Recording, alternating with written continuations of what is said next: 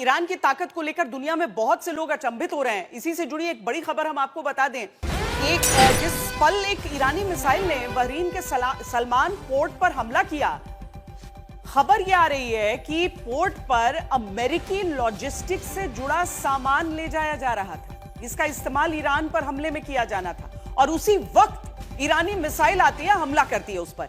ये तस्वीर के साथ हम बहरीन पोर्ट पर हमले की तस्वीर दिखा रहे हैं। बहरीन पोर्ट पर जब वो मिसाइल आकर गिरा, उस समय अमेरिकी लॉजिस्टिक्स का सामान यहां से जा रहा था मदद के लिए।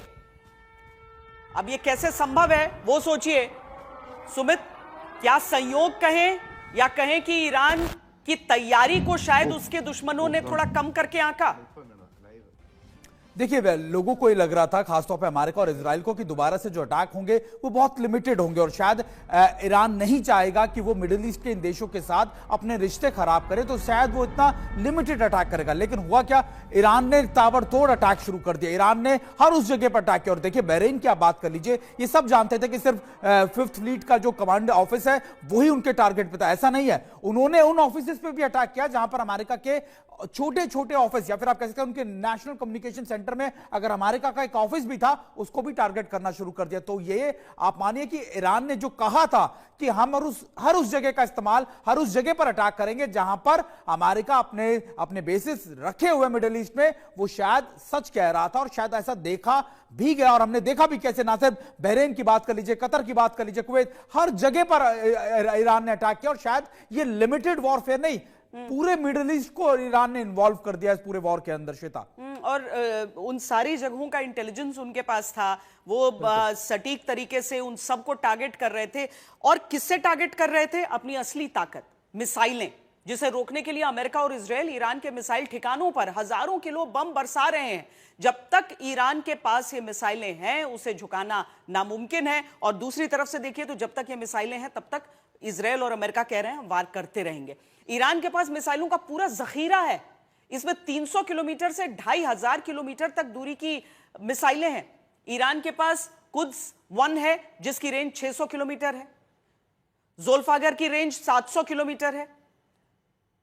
कद्र जो है, जिसका इस्तेमाल आज भी किया गया, उसकी 380 किलोमीटर उसकी बताया जाता है। अब ये पूरा आप दिखाइए, देखिए ईरान का जो मिसाइल का जखीरा है, जिसमें मिसाइल कितने डिस्टेंस तक हिट कर सकती है, उसको आप समझने के लिए आप केंद्र बिंदु यहां पर रखकर समझिए कि वो गोलाई में अपने चारों तरफ के देशों पर कितनी दूरी तक वो वार कर सकते हैं। यानी कि उसका निशाना तो इजराइल पर रहता है, उसके आगे भी यूरोप के काफी हिस्से तक वो जा सकता है, इधर मिडिल ईस्ट में कहां तक जा सकता है। अब कद्र 380 जो है वो 1000 किलोमीटर तक वार करने में सक्षम है। जो शहाब 3 है वो 1300 किलोमीटर उसका दायरा है। इमाद 1700 किलोमीटर तक वार कर सकता है। खुर्रम शहर जो है वो 2000 किलोमीटर तक, गादर जो है वो 2000 किलोमीटर तक, सेजिल जो है वो 2000 किलोमीटर, और सोमार जो उसकी मिसाइलें हैं वो 2500 किलोमीटर तक मार कर सकती हैं। और इसीलिए ईरान की जो ये मिसाइलें हैं, उसकी जद में उसके कितने दुश्मन और उसकी जद में जो देश आ रहे हैं, वो सब घबरा रहे हैं कि अगर अमेरिका ने उन बेसेस का इस्तेमाल किया या फिर वहां से आक्रमण हुआ, तो फिर ईरान के गुस्से, ईरान के प्रकोप और ईरान की मिसाइलों की जद में वो भी आ सकते हैं, उन पर भी प्रहार किया जा सकता है।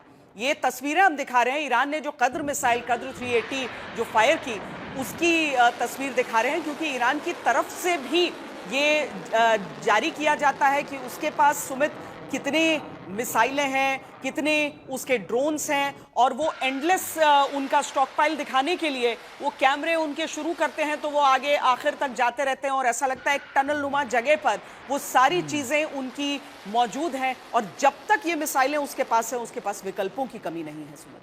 बिल्कुल। और श्वेता, देखिए, आपने मिसाइल बता दिया, ड्रोन्स बता दिया, साइलोज सबसे बड़ी एक और बड़ी ताकत है। यानी देखिए, मिसाइल को रख पाना और ऐसी जगहों पर रख पाना जहां पर किसी भी बंकर बस्टर बॉम्ब का इस्तेमाल या फिर आप कह सकते हैं दूसरी किसी मिसाइल का इस्तेमाल करने के बावजूद भी उसको नुकसान ना पहुंचे। यानी आपने उन मिसाइलों के लिए कवर भी तैयार किया है, शील्ड भी तैयार किया। और देखिए, ये सारी इंडिजीनियस मिसाइलें थी जो ईरान ने अपने आप तैयार किया, और ऐसा नहीं है कि ईरान ने इसका इस्तेमाल नहीं किया।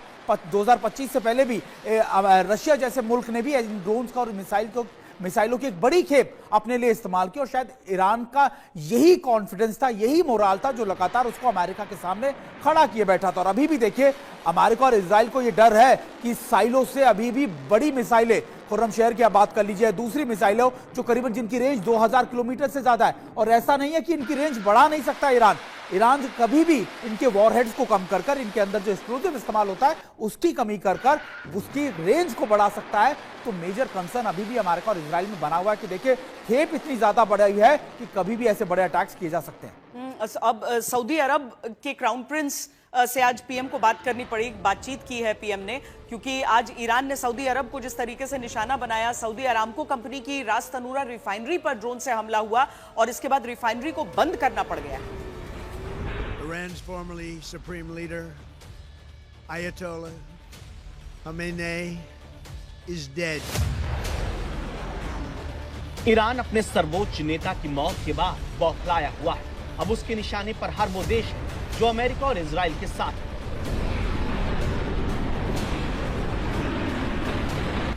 सऊदी अरब में उठता यह धुआं पूरे पश्चिम एशिया को खबरदार कर रहा है कि आने वाले दिनों में ईरान के इंतकाम की आग चारों तरफ फैलेगी। इजराइल, अमेरिका और ईरान के बीच में जंग की आग तीसरे दिन सऊदी अरब तक पहुंच गई है। ईरान ने सऊदी अरब की बड़ी तेल रिफाइनरी रास तनूरा पर हमला किया है, जिसके बाद यहां धुआं उठता नजर आया है। ईरान की तरफ से यह अमेरिका और उसके साथियों को जवाब माना जा रहा है कि वो अब नहीं रुकेगा, भले ही अमेरिका उसे लेकर कुछ भी दावा करे।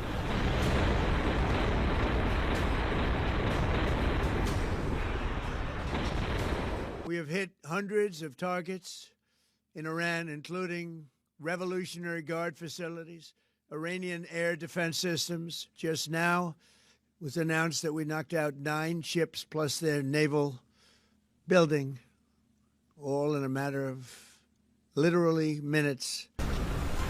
सऊदी अरब के सरकारी टीवी के मुताबिक ड्रोन हमले के बाद सऊदी अरामको कंपनी की रास तनूरा रिफाइनरी को कुछ समय के लिए बंद कर दिया गया। ये रिफाइनरी दमाम के पास बनी है। ईरान के इस हमले से जुड़े अलग अलग वीडियो सामने आ रहे हैं जो ईरान की ड्रोन पावर के बारे में काफी कुछ बताते हैं। सऊदी अरब की तरफ से बताया गया है कि उसने ईरान के 2 ड्रोन को मार गिराया, लेकिन उनके मलबे गिरने से तेल रिफाइनरी में भी आग लग गई।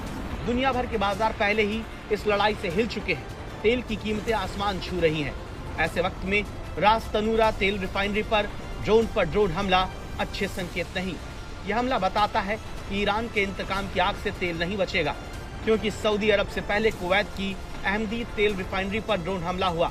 समय रहते ड्रोन को नष्ट कर दिया गया, लेकिन उसका मलबा गिरने से 2 कर्मचारी घायल हो गए।